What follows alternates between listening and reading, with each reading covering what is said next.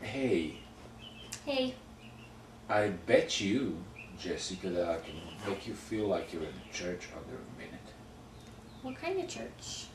Church of your choice. Just close your eyes. And I bet you I'm gonna make you feel like a church.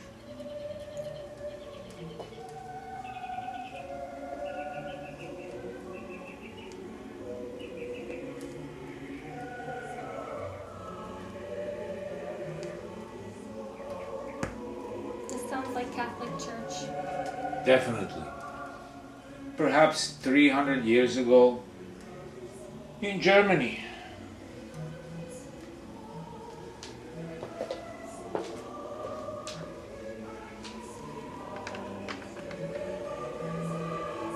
Can you guess who composed this? Yeah. I know you can because we talked about this, old man. So, you've been playing Sebastian Bach for me. So I'm guessing that's what you're still playing. That is his famous Mass in B minor. But that's not the only reason we're talking about Bach. It's not just this Mass, but its whole musical work. I want you to learn a little bit about why he's important musically Okay. in the world of classical music. Basically, the style of the music was baroque. You heard that word, baroque? No. Barack Obama. But not baroque, but baroque. Baroque is was the end of that style, which was very popular in Europe in only basically a few countries. Italy, France, Germany, and then classical music came over with a different type of romantic style, but it's all just classical music. But important thing about Bach is that most of them discovered him after Mendelssohn popularized him in the 19th century. But now, several hundred years later, Bach is considered like the father of the classical music, but guess what? He actually was second in everything. Before him, there was Handel in Germany, Vivaldi in Italy, Telemann in Germany. So when they composed a concerto, then Bach would do a concerto, and they could do sonatas, then Bach would do a sonata. So he was basically imitating them, but he was kind of better in many things. Now this is the one part of his musical legacy, which is the religious music. Bach composed more than 300 religious cantatas and big pieces, several of them like oratorios and this big mass. And on the other musical side, he was a virtuoso composer who did a lot of great things for many of the instruments of his time. But it's important to know that Bach really drew from Italian and French composers. So his originality is really questionable, but he was really great at exploring within the style that the others put on the table. And within the instruments, he really went to the max in some of the current instrumentations, like the violin that was present at the time was not the violin of today.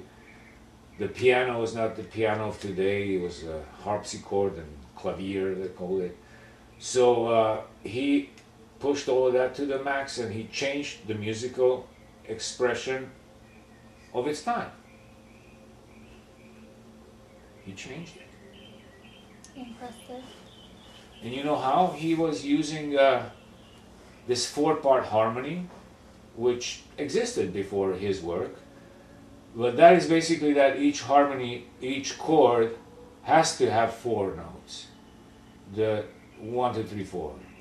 So previously there was a tonal system, and others moved on to the tonal system after him, but Bach was very, very strict in this four-part harmony thing, and he adapted other people's work and then changed them to be four-part harmony. But here's a couple of things you should learn about Bach. Modulations. What does that mean? Well, here you go. Modulation is within the instruments that existed at the time, which was baroque.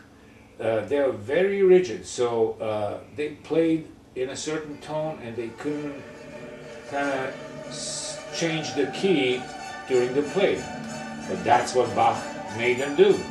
He pushed it to the limits, and he went through every possible chord. There's 12 major chords and 12 minor chords, or keys. So in his work, such as Well-Tempered Clavier, he really explored the same melody in every possible key, showing the others that you can do it this way, that way. So his modulations, his changes in modulations were very, very important. There's also something else. Ornamentation. So, what does that mean? Ornamentation is when you write, when you compose, you saw those notes, how they write things on the paper, Yeah. right? Mm-hmm. So he would add specifically how to play this note, how to play that note, because he was a player.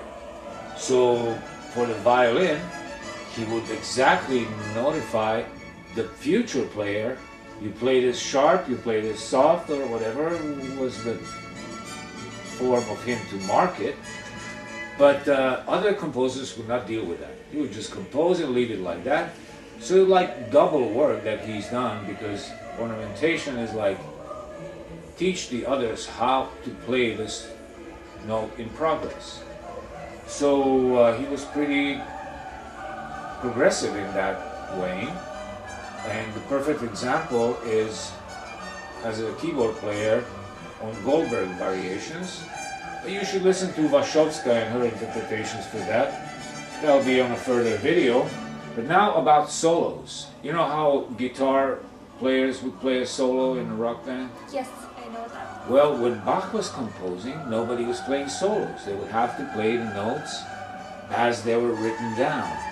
So Bach is a predecessor of his rock solos, because since 1720, he gave freedom to players, writing so-called concertante, and he was a pioneer in that.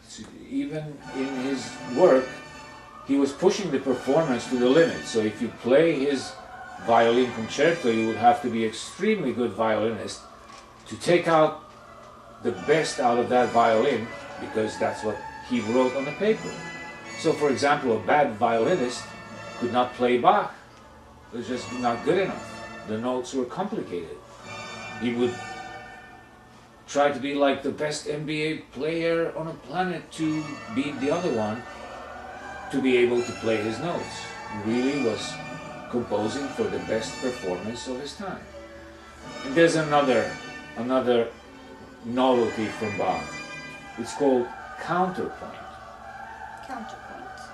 It's a musical term, and it existed, but Johann Sebastian perfected it, and it has to do with melodic lines for each of the existed musical voice, which is when he has these concertos, he would have one instrument playing one melody, another one backing it up, and the third one up there, so you could hear all of them in unison, so that the instruments and the players give each other a counterpoint during the play.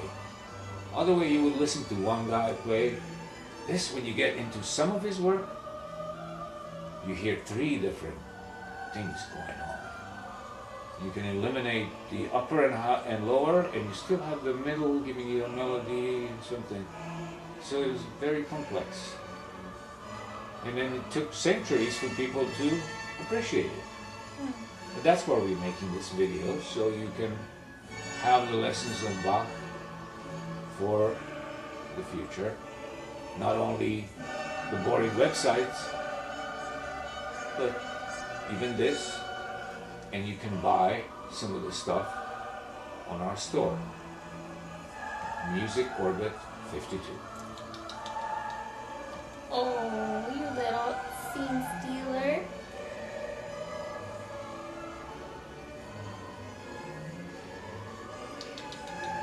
One of your friends.